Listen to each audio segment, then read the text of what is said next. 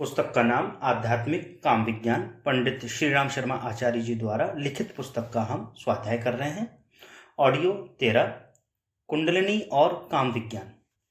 कुंडलिनी विज्ञान में मूलाधार को योनि और सहस्रार को लिंग कहा गया है। यह सूक्ष्म तत्वों की गहन चर्चा है। इस वर्णन में काम क्रीड़ा एवं श्रृंगारता का काव्यमय वर्णन तो किया गया है, पर क्रिया प्रसंग में वैसा कुछ नहीं है। तंत्र ग्रंथों में उलट वासियों की तरह मध्य, मास, मीन, मुद्रा और पांचवा मैथुन भी साधना प्रयोजनों में सम्मिलित किया गया है। ये तो मूल सत्ताओं के संभोग का संकेत है। शारीरिक रतिकर्म से इसका संबंध नहीं जोड़ा गया है। ये सूक्ष्म आध्यात्म सिद्धांत रतिकर्म पर भी प्रयुक्त होते हैं, दाम्पत्य स्थिति पर भी लागू होते हैं। दोनों के मध्य समता की आदान प्रदान की स्थिति जितनी ही संतुलित होगी, उतना ही युग्म को अधिक सुखी, संतुष्ट, समुन्नत पाया जाएगा। मूलाधार में कुंडलिनी शक्ति शिवलिंग के साथ लिपटी हुई प्रसुप्त सर्पणी की तरह पड़ी रहती है। समुन्नत स्थिति में इसी मूल स्थिति का विकास हो जाता है। मूलाधार मलमूत्र स्थानों के निकृष्ट स्थान से ऊंचा उठकर मस्तिष्क के सर्वोच्च स्थान पर विराजता है। छोटा सा शिवलिंग मस्तिष्क में कैलाश पर्वत बन जाता है। छोटे से कुंड को मानसरोवर रूप धारण करने का अवसर मिलता है।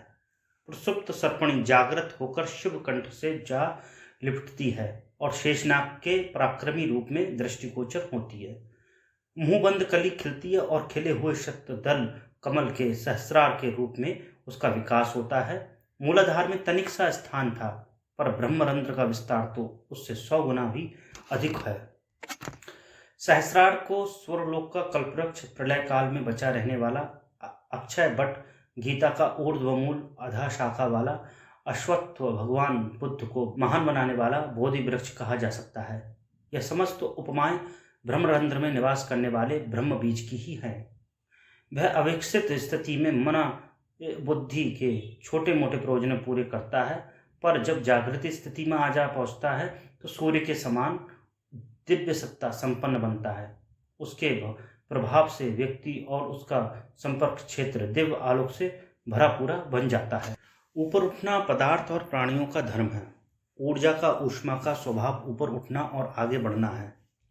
प्रगति का द्वार बंद रहे तो कुंडलिनी शक्ति कामुकता के छिद्रों से रास्ता बनाती और पतनोन्मुख रहती है, किंतु यदि ऊर्ध्वगमन का मार्ग मिल सके तो उसका परिणाम प्रयत्नकर्ता को परम तेजस्वी बनने और अंधकार में प्रकाश उत्पन्न कर सकने की क्षमता के रूप में दृष्टिगोचर होता है। कुंडलिनी की प्रचंड क्षमता स्थूल शरीर में ओजस, सूक्ष्म शरीर में तेजस और कारण शरीर में वर्चस्व के रूप में प्रकट एवं परिलक्षित होती है। समग्र तेजस्विता को इन तीनों भागों में दृष्टिगोचर होते देखा जा सकता है। इस अंतः क्षमता का एक भोंडा सा उभार काम वासना के रूप में देखा जा सकता है। कामुकता अपने सहयोगी के प्रति कितना आकर्षण, आत्मभाव उत्पन्न करती है। संभोग कर्म में इसकी सरसता अनुभव होती है। संतानोत्पादन जैसी आश्चर्यजनक उपलब्धि सामने आती है। एक छोटी सी इंद्रिय पर इस अंतः क्षमता का आवेश छा जाने पर उसका प्रभाव कितना अद्भुत होता है, यह आंख प्रसार कर हर दिशा में देखा जा सकता है। मनुष्य को चित्त, श्रम, समय एवं उपार्जन का अधिकांश भाग इसी उभार को तृप्त करने का ताना बाना बनने में बीतता है। उपभोग की प्रतिक्रिया संतानोत्पादन के उत्तरदायित्व निभाने के रूप में कितनी महंगी और भारी पड़ती है, यह प्रकट तथ्य किसी से छिपा नहीं है। यदि इस सामर्थ्य को ऊर्ध्वगामी बनाया जा सके तो उसका प्रभाव देवोपम परिस्थितियां सामने ला कर खड़ी कर सकता है। भौतिक दृष्टि से जननेंद्रियों को काम वासना एवं रति प्रवृत्ति के लिए उत्तरदायी माना जाता है, पर वैज्ञानिक गहन अन्वेषण से यह तथ्य सामने आता है कि नर नारी के प्रजनन केंद्रों का सूत्र संचालन मेरुदंड के सुषुम्ना केंद्र से होता है। ये केंद्र नाभि की सीध में है। हेनरी आस्ले कृत नोट्स ऑन फिजियोलॉजी ग्रंथ में इस संदर्भ में विस्तृत प्रकाश डाला गया है। उसमें उल्लेख है कि नर नारियों के प्रजनन अंगों के संकोच एवं उत्तेजना का नियंत्रण मेरुदंड के लंबर रीजन निचले क्षेत्र में स्थित केंद्रों से होता है। इस दृष्टि से कामोत्तेजना के प्रकटीकरण का उपकरण मात्र जननेंद्रिय रह जाती है। उसका उद्गम तथा उद्भव केंद्र सुषुम्ना संस्थान में होने से वह कुंडलिनी की एक लहर सिद्ध होती है। यह प्रभाव जननेंद्रिय की ओर उच्च केंद्रों को मोड़ देने की प्रक्रिया ही इस महाशक्ति की साधना के रूप में प्रयुक्त होती है। नेपोलियन हिल ने अपनी पुस्तक थिंक एंड ग्रो रिच में काम शक्ति के संबंध में महत्वपूर्ण प्रकाश डाला है। वे सेक्स एनर्जी को मस्तिष्क और शरीर दोनों को समान रूप से प्रभावित करने वाली एक विशेष शक्ति मानते हैं। ये मनुष्य को प्रगति की दिशा में बढ़ चलने के लिए प्रेरणा देती है। सामान्यतः उसका उभार इंद्रिय मनोरंजन मात्र बनकर समाप्त होता रहता है। जमीन पर फैले हुए पानी की भाप भी ऐसे ही उड़ती और बिखरती भटकती रहती है, पर यदि उसका विवेकपूर्ण उपयोग किया जा सके तो भाप द्वारा भोजन पकाने से लेकर रेल इंजन चलाने जैसे असंख्य उपयोगी काम लिए जा सकते हैं। काम शक्ति के उच्च स्तरीय सृजनात्मक प्रयोजन अनेकों हैं। कलात्मक गतिविधियों में काम काव्य जैसी कल्पना, संवेदनाओं में दया, करुणा एवं उदार आत्मीयता को साकार बनाने वाली सेवा साधना में एकाग्र तन्मयता से संभव होने वाले शोध प्रयत्नों में प्रचंड पराक्रम के रूप में प्रकट होने वाले शौर्य साहस में गहन आध्यात्मिक क्षेत्र से उद्भूत श्रद्धा भक्ति में उसे नियोजित किया जा सकता है। कामेच्छा एक आध्यात्मिक भूख है, वह मिटाई नहीं जा सकती। निरोध करने पर वह और भी उग्र होती है। बहते हुए पानी को रोकने से वह धक्का मारने की नई सामर्थ्य उत्पन्न करता है। आकाश में उड़ती हुई बंदूक की गोली स्वयं शांत होने की स्थिति तक पहुंचने से पहले जहां भी रोकी जाएगी वहां आघात लगाएगी और छेद कर देगी। काम शक्ति को बलपूर्वक रोकने के कई प्रकार के शारीरिक और मानसिक उपद्रव खड़े होते हैं। इस तथ्य पर फ्राइड से लेकर आधुनिक मनोवैज्ञानिकों तक ने अपने अपने ढंग से प्रकाश डाला है और उसे सृजनात्मक प्रयोजनों में नियोजित करने का परामर्श दिया है। एक ओर से मन हटकर दूसरी ओर चला जाए, एक का महत्व गिराकर दूसरे की गरिमा पर विश्वास कर लिया जाए तो आकांक्षा एवं अभिरुचि का प्रभाव मोड़ने में विशेष कठिनाइयां उत्पन्न होती हैं। ब्रह्मचर्य का वैज्ञानिक स्वरूप यही है। अतृप्तिजन्य अशांति से बचने तथा क्षमता का सदुपयोग करके सत्परिणामों का लाभ लेने का एक ही उपाय है कि कामेच्छा प्रवृत्ति को सृजनात्मक दिशा में मोड़ा जाए। कलात्मक प्रयोजनों में संलग्न होने से उसके भौतिक लाभ मिल सकते हैं। आध्यात्मिक क्षेत्र में उसे भाव संवेदना के लिए भक्ति भावना के रूप में तथा प्रबल पुरुषार्थ की तरह तपोमय योग साधना में लगाया जा सकता है। दोनों का समन्वय कुंडलिनी जागरण प्रक्रिया में समन्वित पद्धति के रूप में किया जा सकता है। सहस्रार चक्र भक्ति भावना का और मूलाधार चक्र प्राण संधान का केंद्र है। दोनों की प्रसुप्त स्थिति को समाप्त कर साहसिक संवेदना उभारना कुंडलिनी जागरण प्रक्रिया अपनाने से सहज संभव हो सकता है। धर्म, अर्थ, काम, मोक्ष ये जीवन के 4 परम प्रयोजन हैं। काम का अर्थ सामान्यतः रति कर्म समझा जाता है। यह रसानुभूति 2 पूरक तत्वों के मिलन द्वारा उपलब्ध होती है। ऋण और धन विद्युत प्रभाव मिलने से गति उत्पन्न होती है। रय और प्राण तत्व के मिलने से सृष्टि के प्राणी उत्पादनों की सृष्टि होती है। प्रकृति पुरुष की तरह नर और नारी को भी परस्पर पूरक माना गया है। मानवीय सत्ता में भी 2 पूरक सत्ताएं काम करती हैं। इन्हें नर और नारी का प्रतिनिधि मानते हैं।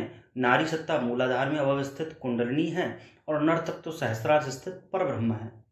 इन्हीं को शक्ति और शिव भी कहते हैं। इनका मिलन ही कुंडलिनी जागरण का लक्ष्य है। इस संयोग से उत्पन्न व्यवधारा दिव्य धारा को भौतिक क्षेत्र में रिद्धि सिद्धि और आत्मिक क्षेत्र में स्वर मुक्ति कहते हैं। आत्म साक्षात्कार एवं ब्रह्म निर्माण का लक्ष्य भी यही है। अथर्ववेद में भगवान के काम रूप से जीवन में अवतरित होने की प्रार्थना की गई है। इस प्रकार है, यास्ते शिवास्तन्भा काम भद्राभि सत्यम भवति यद्र भीषणेशे ताभिष्ट वमस्मां भवि सविश्व स्वान्यत्र पापीरपवेश्या धिया। अथर्ववेद। हे परमेश्वर, तेरा काम रूप भी श्रेष्ठ और कल्याणकारक है। उसका चयन असत्य नहीं है। आप काम रूप से हमारे भीतर प्रवेश करें और पाप बुद्धि से छुड़ाकर हमें निष्पाप उल्लास की ओर ले चलें। कुंडलिनी महाशक्ति की प्रकृति का निरूपण करते हुए शास्त्रकारों ने उसके लिए काम बीज एवं काम कला दोनों शब्दों का प्रयोग किया है। इन शब्दों का अर्थ कामुकता, काम क्रीड़ा या काम शास्त्र जैसा तुच्छ यहाँ लिया गया है। इस शक्ति से प्राकृतिक उत्साह एवं उल्लास उत्पन्न करना है। ये शरीर और मन की उभय पक्षीय अग्रगामी स्फुरणाएं हैं। यह एक मूल प्रकृति हुई, दूसरी पूरक प्रकृति। मूलाधार को काम बीज कहा गया है और सहस्रार को ज्ञान बीज। दोनों के समन्वय से विवेक युक्त क्रिया बनती है। इसी पर जीवन का सर्वतोमुखी विकास निर्भर है। कुंडलिनी साधना से इसी सुयोग संयोग की व्यवस्था बनाई जाती है। प्रत्येक शरीर में नर और मादा दोनों ही तत्व विद्यमान हैं। शरीर शास्त्रियों ने के अनुसार प्रत्येक प्राणी में उभयपक्षीय सत्ताएं मौजूद हैं। इनमें से जो उभरी रहती हैं उसी के अनुसार लिंग प्रकृति बनती है। संकल्प पूर्वक इस प्रकृति को बदला भी जा सकता है। छोटे प्राणियों में उभयलिंगी क्षमता रहती है। वे एक ही शरीर से समय अनुसार दोनों प्रकार की आवश्यकताएं पूरी कर लेते हैं।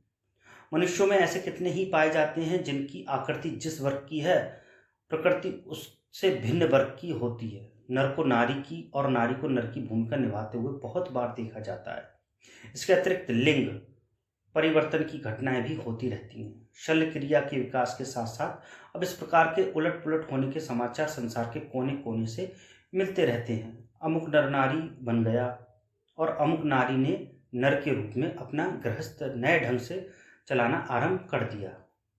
दोनों में एक तत्व प्रधान रहने से ढर्रा चलता रहता है, पर एकांगीपन बना रहता है। नारी कोमलता, सहृदयता, कलाकारिता जैसे भावनात्मक तत्वों का नर में जितना अभाव होगा उतना ही वह कठोर निष्ठुर रहेगा और अपनी बलिष्ठता मनुष्यता के पक्ष के सहारे क्रूर कर्कश बनकर अपने और दूसरों के लिए अशांति ही उत्पन्न करता रहेगा।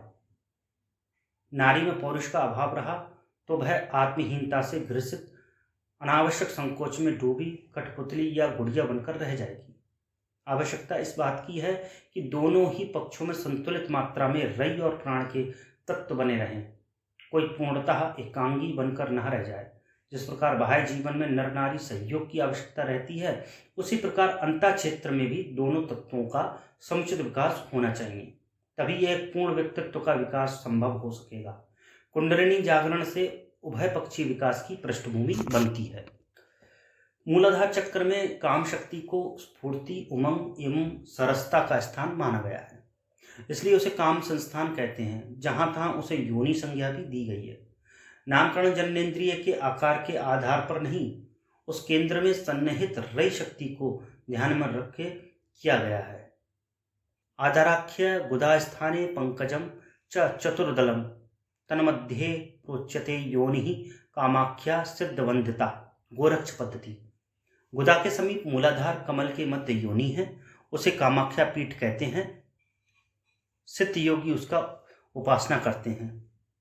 अपाने मूल कंदाख्यम काम रूपम च तज्जुगुह तदेव वहिर्कुंडस्यात् तत्कुंडलिनी तथा योग राजोपनिषद। मूलाधार चक्र में कंद है, उसे काम रूप, काम बीज, अग्निकुंड कहते हैं। यह कुंडलिनी का स्थान है। देवी होयकाग्रासीत सैव जगत दंड सृजत काम कलेति विज्ञाते श्रृंगार कलेति विज्ञाते ब्रह्म व्रचोपनिषद। उसी दिव्य शक्ति से यह जगत मंडल सृजा। वह उस सृजन से पूर्व भी थी, वही काम कला है। सौंदर्य कला भी उसी को कहते हैं। यत् दुर्गहामिति प्रोक्तम देव योनिस्तु सोच्यते अस्याम यो जायते वही कल्याण प्रदत्तुच्यते कात्यान स्मृति। गुह स्थान में देवी योनि है, उससे जो अग्नि उत्पन्न होती है उसे परम कल्याण कारिणी समझना चाहिए। आधारम प्रथम चक्रम स्वाधिष्ठानम द्वितीयकम योनिस्थानम द्वयर्मर्धय काम रूपम निगध्यते गोरक्ष पद्धति। पहला चक्र मूलाधार है, दूसरा स्वाधिष्ठान, दोनों के मध्य योनि स्थान है। उसे काम रूप भी कहते हैं।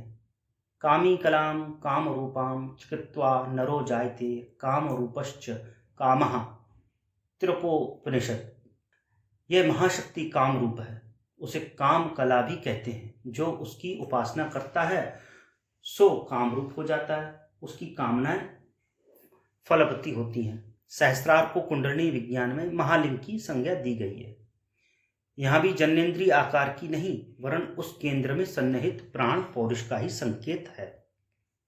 तत्र स्थितो महालिंगः स्वयंभू सर्वदा सुखी अधोमुखा क्रियान्वांश्च काम बीजो न चालिता काली कुलामृत। ब्रह्मरंध्र में वह महालिंग अवस्थित है। वह स्वयंभू और सुख स्वरूप है। इसका मुख नीचे की ओर है। वह निरंतर क्रियाशील है, काम बीज द्वारा उत्तेजित होता है। स्वयंभू लिंग तनद मध्यते सरंध्रम पश्चिमलावलम ध्यायेच्च परमां शक्ति शिवम श्यामल सुंदरम शक्तारंद तारंगणी। ब्रह्मरंध्र के मध्य स्वयंभू महालिंग है। इसका मुख नीचे की ओर है। यह श्यामल सुंदर है। इसका ध्यान करें। काम बीज और ज्ञान बीज के मिलने से जो आनंदमयी परम कल्याणकारी भूमिका बनती है उसमें मूलाधार और सहस्रार का मिलन संयोग ही आधार माना गया है। इसी मिलाप को साधना से सिद्धि कहा गया है। इसी स्थिति को दिव्य मैथुन की संज्ञा भी दी गई है। सहस्रारो परिविंदौ कुंडल्या मेलनम शिवे मैथुनम शयनम दिव्यम यतिनाम परिकीर्तम योगनी तंत्र। पार्वती सहस्रार में जो कुल और कुंडलिनी का मिलन होता है उसी को यतियों ने दिव्य मैथुन कहा है। परशक्त्याथ मिथुन संयोगनांद निर्जरा मुक्तात्म मिथुन तत्व स्यादितरम स्त्री निवेशका तंत्रसार। आत्मा को परमात्मा को प्रगाढ़ आलिंगन में आबद्ध करके परम रस का आस्वादन करना यही यतियों का मैथुन है। सुषुम्ना शक्ति सुद्रष्टा जीवो अहम तु परहा शिवा तयोस्तु संगमे दैवै सुरतम नाम कीर्ततम। तंत्रसार। सुषुम्ना शक्ति और ब्रह्म रंध्र शिव है। दोनों के समागम को मैथुन कहते हैं। यह संयोग आत्मा और परमात्मा के मिलन एकाकार की स्थिति भी उत्पन्न करता है। जीव को योनि और ब्रह्म को वीर्य संज्ञा देकर उनका संयोग भी परमानंददायक कहा गया है। एष बीजी भवान बीजमहम योनि सनातन वायु प्राण। जीव ने ब्रह्म से कहा आज बीज है, मैं योनि हूं। यही क्रम सनातन से चला आ रहा है। शिव और शक्ति के संयोग और रूपक भी इस संदर्भ में दिया जाता है। शक्ति को रज और शिव को बिंदु की उपमा दी गई है। दोनों के मिलन के महत्वपूर्ण सत्परिणाम बताए गए हैं। विंधु शिवो रजा शक्तिश्चंद्रो बिंदु रजो रवि अनयो संगमादेव प्राप्यते परम पदम गोरक्ष पद्धति। विंदु शिव और रज शक्ति यही सूर्य चंद्र है। इनका संयोग होने पर परम पद प्राप्त होता है। बिंदु शिवो रजा शक्ति रूभयो मिलनात् स्वयं शिव संहिता। बिंदु शिव रूप और रज शक्ति रूप है। दोनों का मिलन स्वयं महाशक्ति का सृजन है। योनिर्वेदी उमा देवी लिंग पीठम महेश्वर। लिंग पुराण। योनि वेदी उमा है और लिंग पीठ महेश्वर। जात वेदः स्वयं रुद्रः स्वहा शर्वाध्रकामिनी पुरुषाख्यो मुनः मनु शंभु शतरूपा शिवप्रिया। लिंग पुराण। जात वेदा अग्नि स्वयं रुद्र है और सुहा अग्नि महाशक्ति है। उत्पादक परम पुरुष शिव है और श्रेष्ठ उत्पादन कर्त्री शतरूपा एवं शिवा है।